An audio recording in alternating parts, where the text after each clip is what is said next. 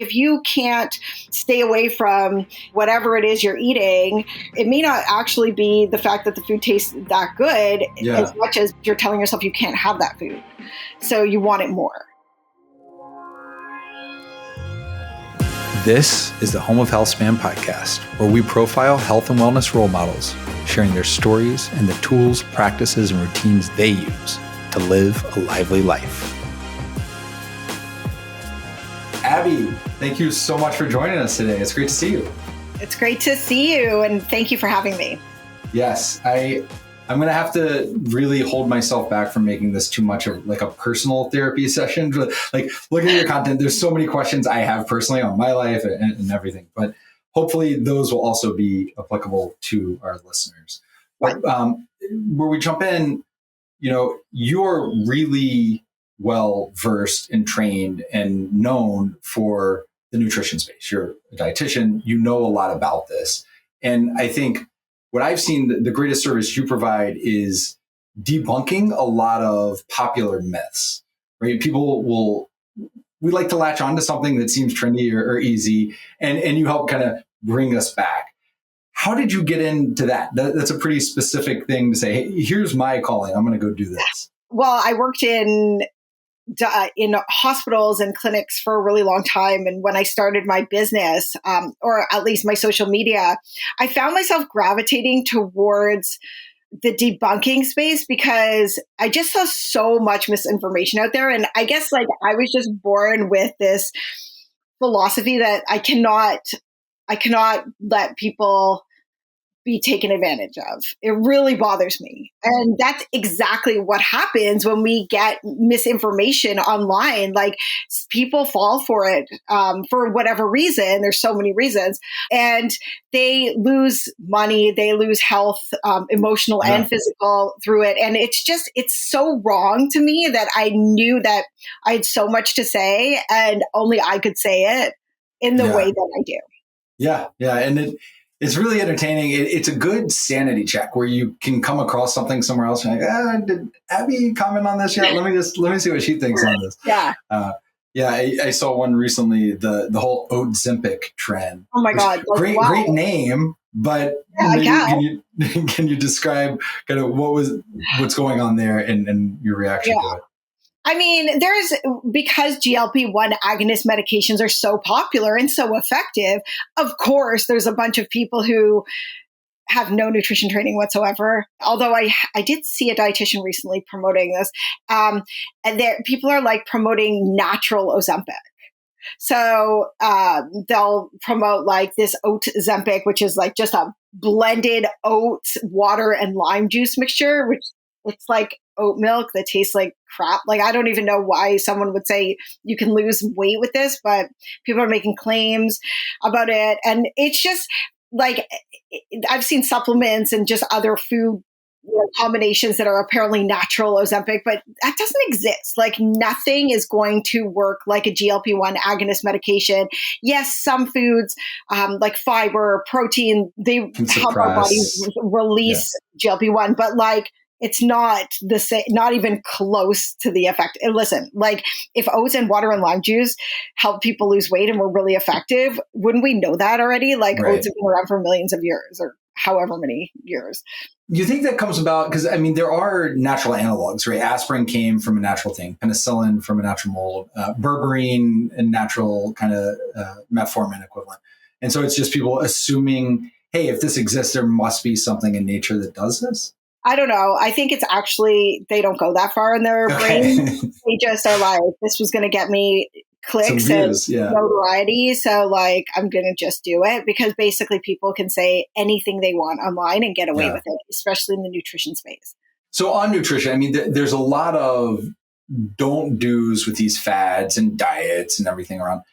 Can you say, as someone who's trained, who spends a lot of time thinking and advising on this, what is it you actually do? What is your kind of nutritional approach week to week or month to month or even day to day, how you go about it? It's so not sexy, but just a varied diet of I eat a lot of plants. I eat a lot of lean proteins. I basically eat whatever I want. Like if I wanted pizza or I wanted, Oreos or whatever, I don't tell myself I can't have those, because I know after years and years of not only like counseling people about this, but also personal experience, I'm just going to want them more, those things, if I tell myself I can't have them. So I've come to the realization that the best way to eat for me and for most of my clients is in a permissive fashion. So, Okay. and I tell people, eat for how you want to feel. So am I recommending that people eat Oreos all the time? Of course not. But I'm recommending that people eat the things that they know will make their bodies and their minds feel good. And, if that one day is a couple of Oreos, that's fine. This is one I have a lot of questions on. So I just read this book by Sam Quinones, The Least of Us. And his first book was on the opioid epidemic. And then this one brings in meth a lot more. But then he starts bringing in all these other addictions, right? Actually, as they tested rats with sugar, the reaction in the brain was very similar to heroin. And it makes you more likely to get addicted to others. And then with bigger companies, same with social media, right? That they do have psychologists on staff trying to figure out, okay, how do we get people to engage more? Or slot machines, right? The casinos have the same thing of like, what's the right cadence, the percent of wins you get, how quickly it turns. And so where you have big companies that are able to say, okay, we know how to hit the right reward centers in your brain, like Lime Tostitos, it takes an insane amount of willpower for me. I have to put the bag like in a different building after I get one handful, because otherwise I'm just like, if it's near me. But like Lime Tostitos to me, like I could have them in my pantry forever and I don't care about them. Yeah, as long as I don't see them, I guess technically I have them. But if they're sitting there, I mean, I'm the same. If the server doesn't take the plate away, even though I'm full, if there's some food there, that sugar, sweet, fat, I'll keep dipping at it. And I think a lot of people are like that. I mean, the challenge on willpower. So knowing that you'll feel good, right? Like nobody thinks, hey, what's going to make me feel great in an hour is eating 2 sleeves of Oreos. But as you're tasting it, you're like, what's going to feel great is another Oreo.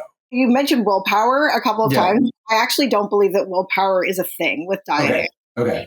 I think that that's something that we've been fed by the diet industry so that we can blame ourselves when we eventually Okay.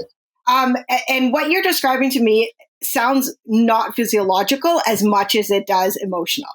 Nobody eats 2 sleeves of Oreos because they physiologically need them. They eat 2 sleeves of Oreos because they are looking for something else. They need at that time that isn't necessarily Oreos, but Oreos are the most available thing, if you will, to fill whatever that need might be. So, it doesn't yes, I mean, I'm sure food companies have people who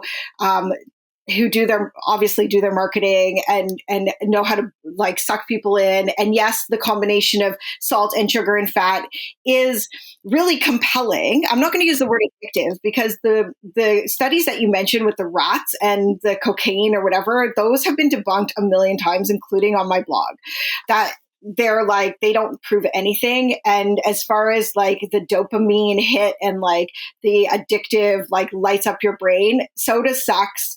So does shopping. So does I don't know, doing anything that we enjoy, right? So that's been overblown. But I think, people, obviously there is some physiological response to food, but what you're describing to me is, I think after just about 25 years as being a dietitian, what I hear is there's an emotional need that's not being met. And that's why there's all of this, or even a physiological need. If you can't stay away from, whatever it is you're eating, Tostitos, or if you're at a restaurant, whatever, it may not actually be the fact that the food tastes that good as much as maybe in other in other times you're telling yourself you can't have that food. So you want it more. It makes a lot of sense, right? As you're saying it, because the other things, people can get addicted to those other things too. Like anything that's going to give you a dopamine, it can be addictive. And maybe it's just food is the easiest one for a lot of people. Food addiction is not the result of the research is really not conclusive in terms of whether food addiction actually exists. Certainly, like if you believe you have a food addiction, I acknowledge that, and I'm not trying to say that it's for sure not a thing or that you don't feel what you're feeling. Yeah. But as far as the evidence goes, food addiction, like we're not sure if it really is an actual addiction. There's new stuff coming out about it. That's interesting. But I think like for most people, at least who I've seen, it's like, it's an emotional thing. Or it's the way they're eating. They're not eating enough, like at certain parts of the day, and so then they overeat later. They sugar, blah blah blah, all of that stuff. There's so many different factors. Okay, yeah. So I guess if I can back myself away from some of the labels and think about more what instead of what to avoid or what's wrong, the what to do, and your principles are mostly plants, some lean proteins, not the exclusionary diet. Hey, if I really want this, there may be a reason for it. Let me do it. Is that fair? Am I missing kind of another core principle you would have? Yeah, I mean, I always say to people, be a pencil, not an eraser. So add things to your diet. Let's stop taking things out of our diets. And I always tell people, like, if you want something, I always tell people to pause before they take something to eat. How hungry are you? What do you really want right now to eat? If you're not hungry, what is it that you need? Yeah. What are you feeling right now? You know, it forces people to, especially people who tend to overeat or emotionally eat, it forces people to take a couple of beats and really identify the emotions that they're experiencing, and instead of just stuffing them down immediately with food. And once you identify these emotions, then you can choose what you want to do with them, right? You can address them. You can go for a walk. You can talk to a friend, whatever. Sometimes you will have a piece of cake, whatever. But at least, you know, you're taking that pause in order to like figure shit out instead of just, you know, stuffing it down with food. Yeah, I mean, sometimes you're just thirsty. I know Charles Duhigg has this book, The Power of Habit, and he talked about as he was writing it, this certain time in the afternoon, he would always go get a cookie. Yeah. And then he put on weight and he backed out and he's like, oh, it's just this time of the day, I just get really bored. Yeah. And so what I started replacing, I just walk and I would talk to people and I was never hungry. It wasn't like I felt hungry in those times. It was this trigger of when I felt boredom, my go-to was this is how I felt, back to your point. There's some void you're filling that's not the calorie deficit in your body. It's something else you're feeling. Right. Yeah. So, I mean, you seem very kind of whole food. I've heard all single ingredient based, whatever kind of the term people want to use. But just thinking about, I eat mostly plants. I eat lean proteins. I eat variety. I don't try to exclude things. I try to add things, try things. Do you have any things you supplement with, whether it's, you know, vitamins or proteins or anything that you add as supplements into your routine? No, I don't take any supplements. Wow. I should take vitamin D because I'm in Canada, but or here. But I actually don't, and I don't necessarily believe in all whole foods either. I think that, you know, processed and even ultra processed foods do have a place in people's diets. I mean, it's basically impossible to eat without eating processed and ultra processed foods. And I would never suggest it because it's totally elitist, but it's also really, really unrealistic. Like, I mean, it takes a lot of time. Well, you know, it's just like, I don't know, convenience foods are called that for a reason, right? And I mean, we all need that sometimes, but if you eat as many whole or minimally processed foods as you can afford and as you can, you know, access, then you should be on the right track. And watch the alcohol as well, because that's a big problem with people I'm seeing. As in it's getting worse, or in general it's Just bad. Like, I think a lot yeah. of people they drink way too much, and it's way above the healthy drinking guidelines, which are 1 drink a day for women, 2 for men, which I mean, I think is even a lot. And it doesn't contribute anything meaningful or healthful to your diet. Yeah, definitely to the diet. And then, I mean, back to your point, I think I'm just going to keep coming back to this. What is it that you're trying to fill with that, right? You know, if it's at the end of the day, I really need this. Like, okay, well, what is it that makes you feel you need this? Yeah, I mean, and that's where I'm seeing it. I'm seeing it in particular. A lot of women will reward themselves at the end of the day, especially women who have children, but maybe someone has like a big job or whatever, and they'll sit down and they'll drink half a bottle of wine, and they think, you know, it's like a sense of permissiveness. Well, I had a hard day. This is going to help me relax. But at the end of the day, like, women are dying and getting sick in unprecedented rates from alcohol-related illnesses. So, I mean, I drink too. So I'm not saying I never drink, but I see people over-consuming alcohol, and many of them come to me to lose weight. And I'm like, if you stop drinking so much, we could take 300 calories a day out just on this. Yeah. It would be that easy. So I never tell people to cut it out like altogether, because I don't think that's fair or realistic. But I say, you know, cut it down as much as possible. Like, start with cutting down by half. It's amazing just that cutting down by half. My father drank quite a bit growing up, and I saw him once, and he had lost a lot of weight, and he said he had stopped drinking beer. And I went and visited home, and the fridge was filled with beer. I said, what's going on? He said, oh, but what it is half of it's non-alcoholic, and I just split. And it was just cutting his consumption down to half being non-alcoholic made that big a difference in his life. It's also the same with soft drinks. Like, it's sugar-sweetened beverages. Of course, like, those are responsible for some illness in the world. Like, they don't have any kind of health benefit. So when I have a person who drinks a lot of sugar-sweetened beverages, whether it's soda or whether it's like Starbucks sweetened coffee drinks, you know, cut it down by half at first. See how you do. Yeah, don't go cold turkey. Yeah.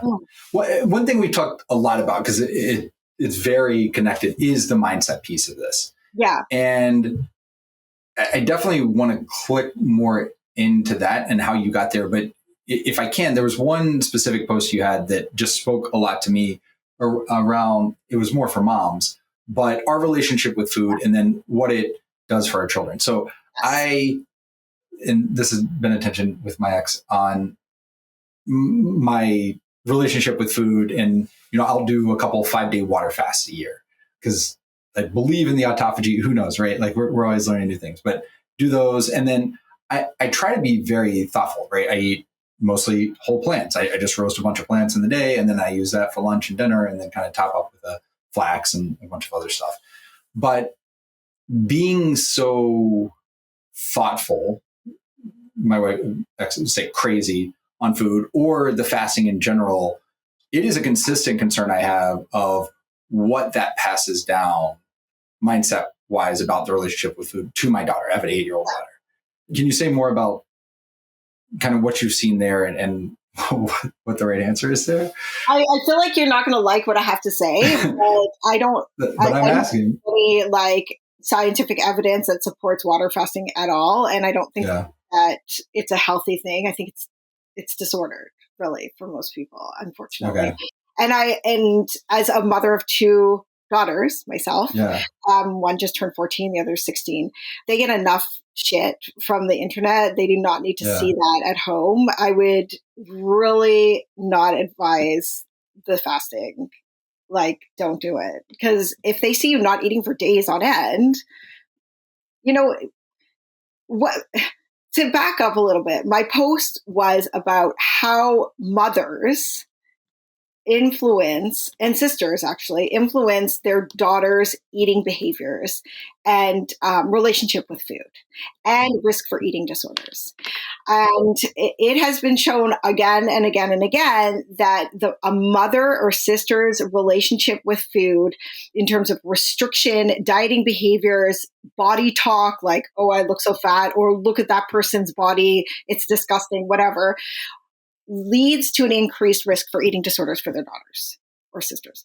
So, knowing that, and the father piece has not, I don't think, been studied all that much. Yeah, I just didn't give myself a free pass just because it said moms. I was just like, I don't know. She's still looking at me too, so I know that the youngest kid who has ever been in my office for an eating disorder was 5. And I know for a fact, because I took the mother into a separate room and said, have you been dieting? So I know for a fact that she had, and that was part of the reason why the child was restricting her food. So it does make a difference. And I really, really, really discourage anyone from dieting, restricting food, fasting for like days on end. Well, altogether, like I don't encourage it, but also doing it in front of children. You think they don't notice, but they notice. I don't care how young they are; they notice. Oh, there's no question. I know she notices. I'm just trying to figure out how to thread the line to not cause her issues. Well, why do you do it in the first place? Like, there's been no human research showing that 5 days or 4 days or whatever it was of fasting leads to any benefits. I thought Walter Longo and who's the other, like Margot, from Rhonda Patrick. There were several. I thought that Rhonda Patrick is not like a legitimate source for information. But the people she had, like the USC Walter Longo, right, with the longevity diet and the whole Prolon. So I started with Prolons. Yeah. And then I was like, well, why am I paying $300 not to eat? I could just not eat on my own. And then 4 times a year just was excessive. I was losing strength and everything. So I cut down to 2. But and maybe, on the internet, you can find anything that confirms what you want. But the autophagy, I thought kind of day 4 or so, it kicks in. And so I saw it as, this is my kind of pre-cancer, clean out any damaged cells so that, I start off clean. And I noticed I sleep way better. Things that were hurting before, injuries from swimming or weightlifting, whatever, like go away.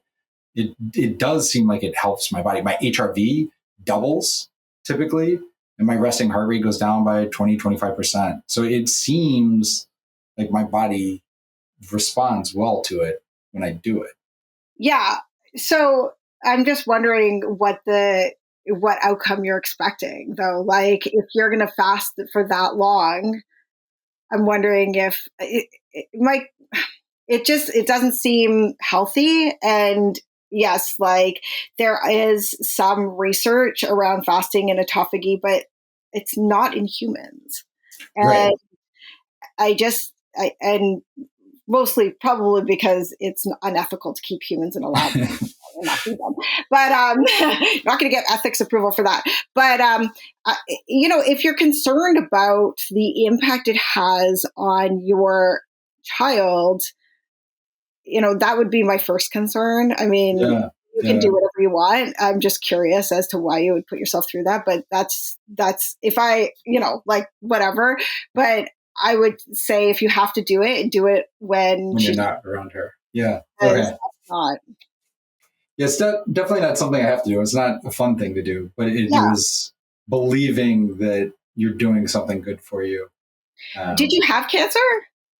I mean, my mother had colon cancer pretty young, and I've had a lot of gastrointestinal issues, and we have a family history. So it's just trying to get ahead of it, right? I'm in my mid-40s. I just want to not have that, right? Die with something, not of something.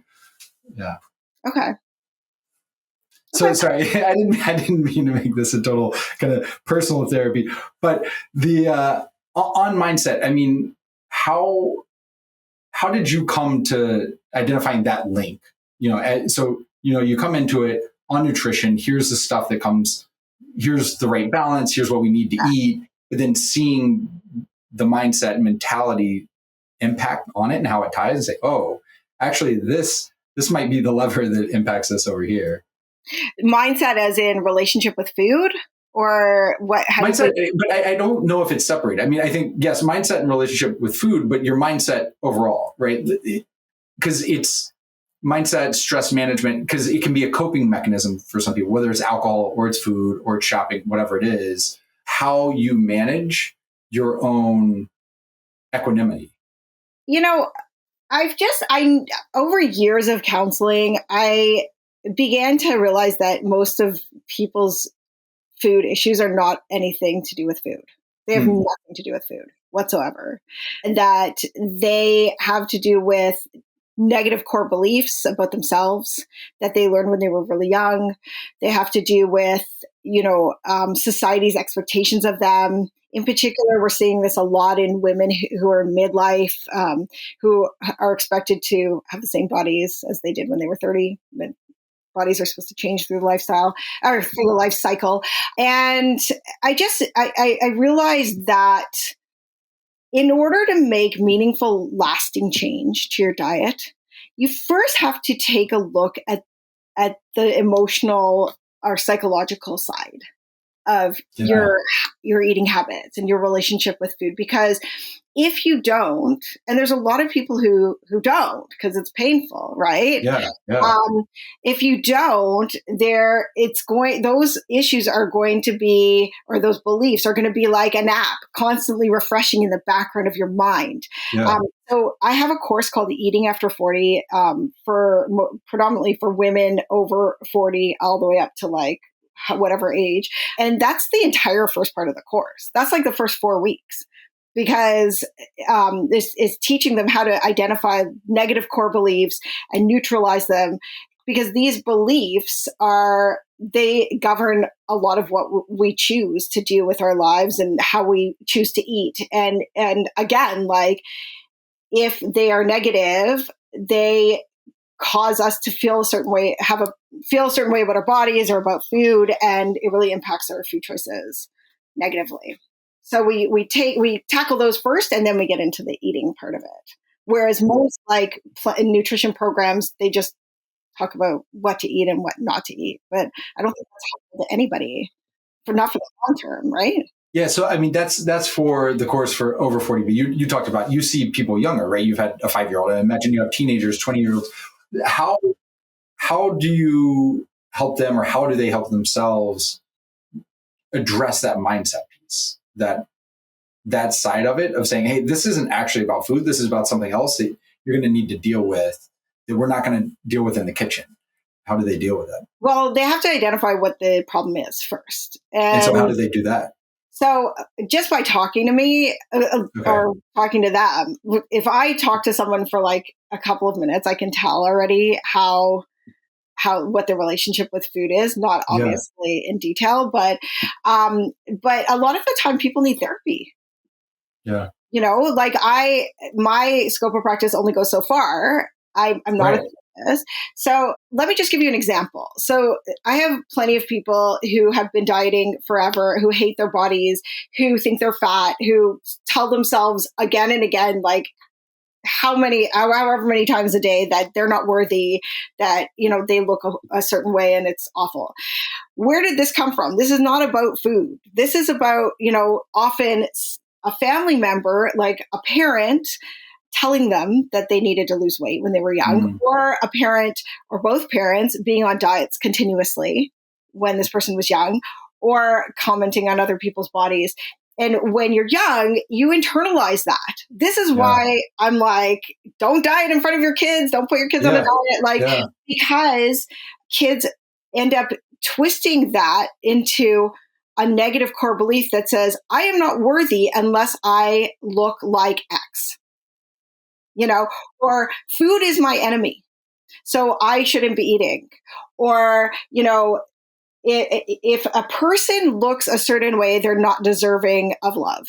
And a body is only right if it looks like X. So these are things that people carry like forever. unless they Yeah. address that. And it sucks to address it. Like, it's so shit to address it because you have to go back and think, where did all of this come from? And I have like a systematic approach to this in my course and in my book, actually, Good Food, Yeah. Bad Diet, where I teach people how to go back and be like, okay, what happened? Is this the truth? Who said it? And it's really, it's a lot of work, but it will free you to then make the changes that you need to make for your health. As a parent, and hopefully this is helpful for other listeners, but how to thread that line? Because, my 8-year-old daughter, if it was up to her, she would be in there and it would just be like hard candies and pure sugar. I mean, anytime she's just always going after candy and sugar because that's what tastes good. It all is. And trying to get her to realize food is not the enemy. Food is fuel. But just like you could put bad fuel in, like, how you feel 30 minutes after you eat all this. Yeah. Versus if we go eat this, you notice how we go play for 4 hours together outside and you don't feel like that. Yeah. That there's nothing that's bad, but understanding what it's going to make you feel like and how to do that in a healthy way to not get those downstream effects. Yeah. First of all, you need to model the behavior that you want to see in your children. So parents who very clearly are on diets or are insulting their own body, that's your kids are picking up on that. And also, you have to parent, like you have to set limits. So watching the verbiage that you use around kids, good or bad food, clean food, like dirty food, like that doesn't exist. Okay. Yeah. Clean is for laundry, not food. Don't tell someone that or your kids that some foods are bad and some foods are good. Yes. Some foods are more physically nourishing than others, of course. Right. And we're parents, we need to parent, which means we need to set limits. So letting them take what they want at the dinner table, letting them serve themselves, making, vegetables, fruits, whole grains, proteins, like making those available to them and letting them make that selection instead of telling the kid, you need to eat this before you get your dessert. That's like totally not recommended anymore. I just started getting away from that. We were over at a friend's house and cut up a ton of vegetables. She did. And while they sat and they watched a movie and the adults hung out, he's like, I've noticed if I just put this plate of vegetables in front of them while they watch a movie, they eat the whole thing. Like it's sitting there, they'll do it. I don't have to tell them you have to eat this. They just do it. Yeah. And so finding stuff like that, just having the right foods. Having it cut up and ready in the fridge and just saying, what, if when you open the fridge saying, like, do you want these vegetables or do you want this fruit? Yeah. What do you want? Yeah. Or these cheese sticks or whatever. And it's like, okay. I think Becky Kennedy, Good Insight on parenting, they had this idea of different jobs. It's my job to put out the food. And then it's your job to decide what of it you want to eat, right? Like, I'm not going to tell you have to eat this, or this to get dessert. Like, this is everything on offer. But if you hate that and say, I want pizza, like, well, that's not an option, right? It was my job. I made the food. Your night to cook, maybe you go do that if you're going to cook. But this is the food that's made that you can select from. Yeah, it's called the division of responsibility. Ellen Miller, the feeding guru of the century, which is amazing. Yeah, you choose the food, they choose how much, and if they want to. Yeah. Do you have any personal kind of daily mindfulness practices, anything like that you do? I really need to be in nature. So I don't meditate. I'm not like the meditating type, but I tried.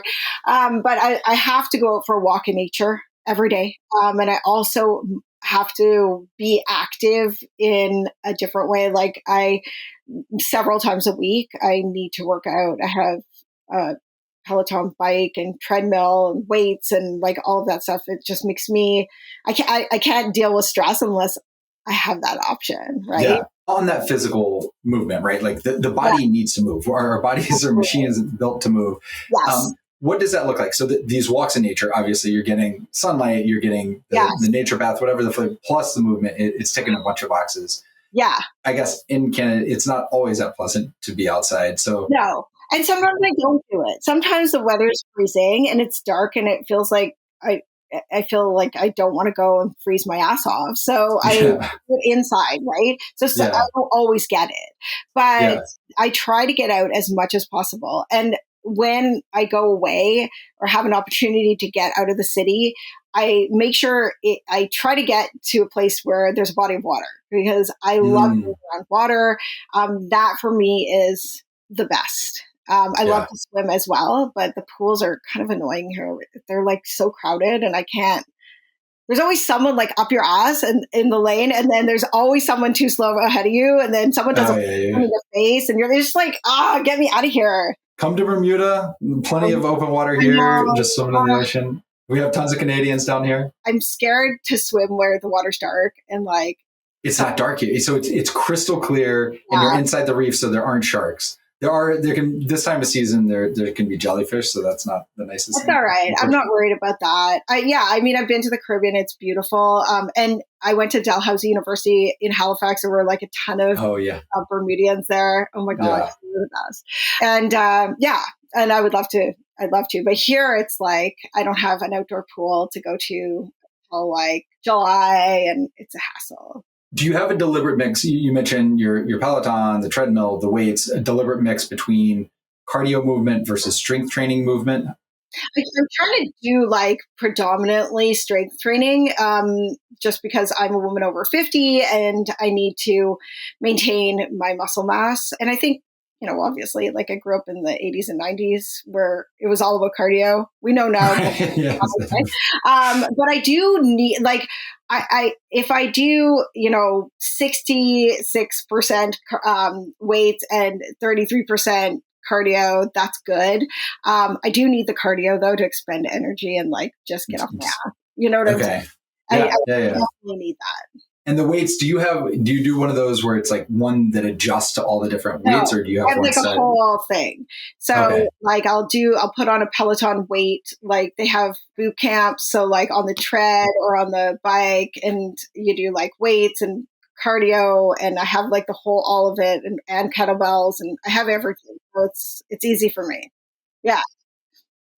It's a really priority for me. Like it's always in my adult life, working out in university, I scheduled my classes around it. Like it's always been a priority for me. And you mentioned needing to get some cardio just to get that movement. Is that, because I know with some people, if they don't, they have a really hard time sleeping. Like if I don't move enough, it's really hard to get to sleep. Is that kind of a... No, I've never really made that connection. But I've never had an issue with sleep. Really. Okay. Yeah. Do you use any sleep tracker? Do you have a sense of your sleep? Or? I cannot use a sleep tracker because I get so obsessive about it that I can't. I'm not like a tracker of anything. Like I have an Apple Watch. I do my steps, but I try not to really obsess about it. I have like that kind of a personality that, I tried it. It's not good. But I go with how I feel. We have a dog, like old, and he's dying of heart failure, and it's really sad. But he like moves around so much. He sleeps on our bed. Bad decision. And so I sometimes wake up tired, but for the most part, I think sleep is fine. I don't worry about it that much. Like I have other shit I need to worry about. Like keeping so you don't do any? Do you like wear an eye mask or have blackout curtains or anything around Optimate? You just like, I move a lot, I eat well, and I sleep well. I've been wearing earplugs since university. So that's like a long time. My husband. Do you do the wax ones or do you do like the foam? The foam ones. Okay.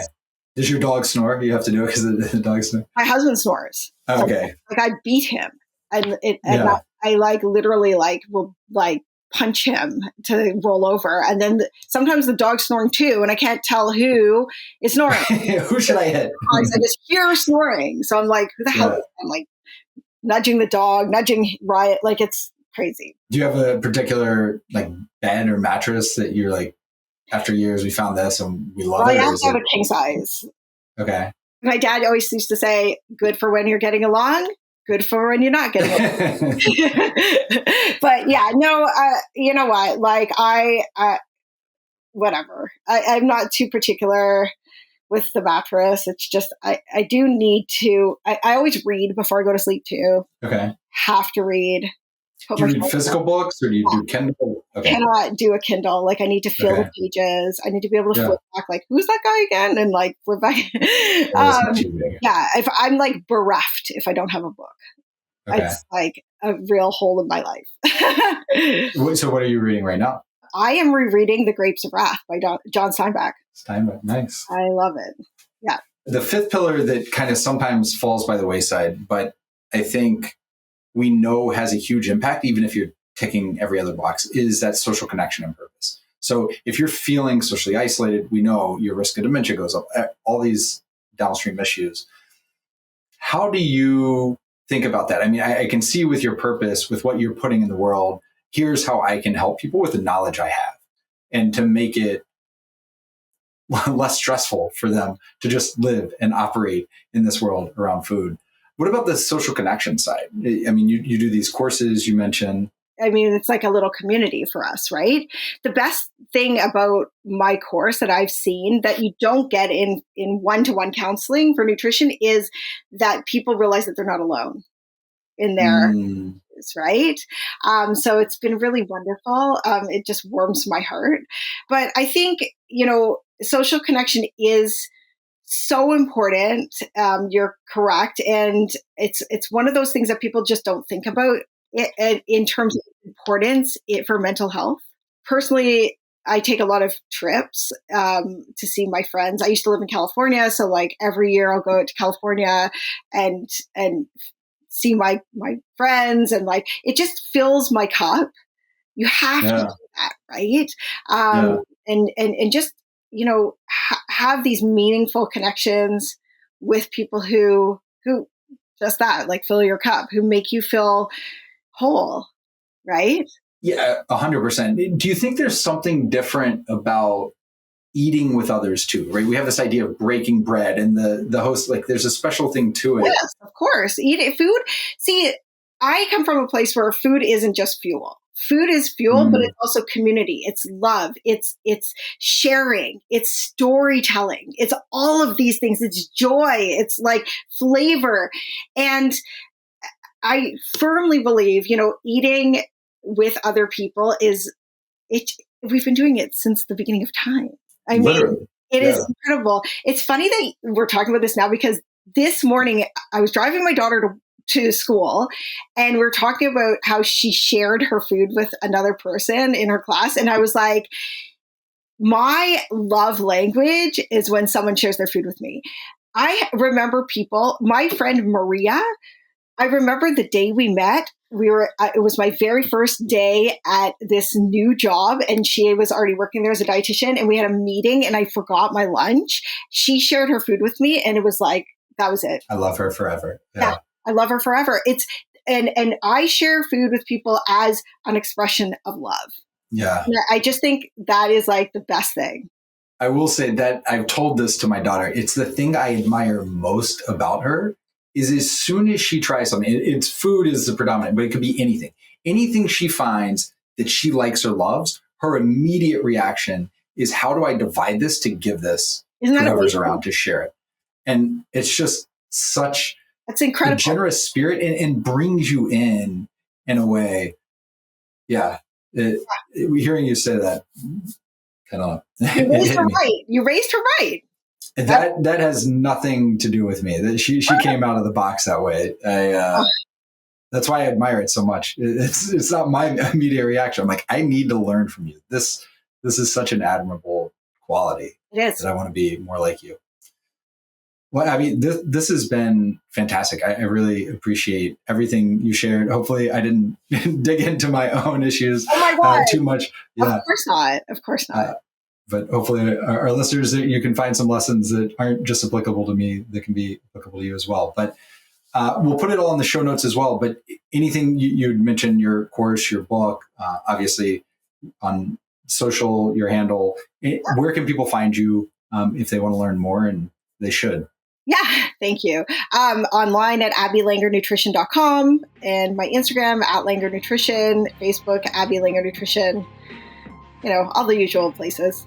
Yeah. And it is fantastic content. It's a lot of times very funny, takedowns of things that can be dangerous, right? That are out there and can be dangerous to us. And Abby, you've done a great service to all of us, and especially me today. So thank you so much for your time. You're welcome. Thank you for joining us on today's episode of the Home of Healthspan podcast. And remember, you can always find the products, practices, and routines mentioned by today's guests as well as many other healthspan role models on alively.com. Enjoy a lively day.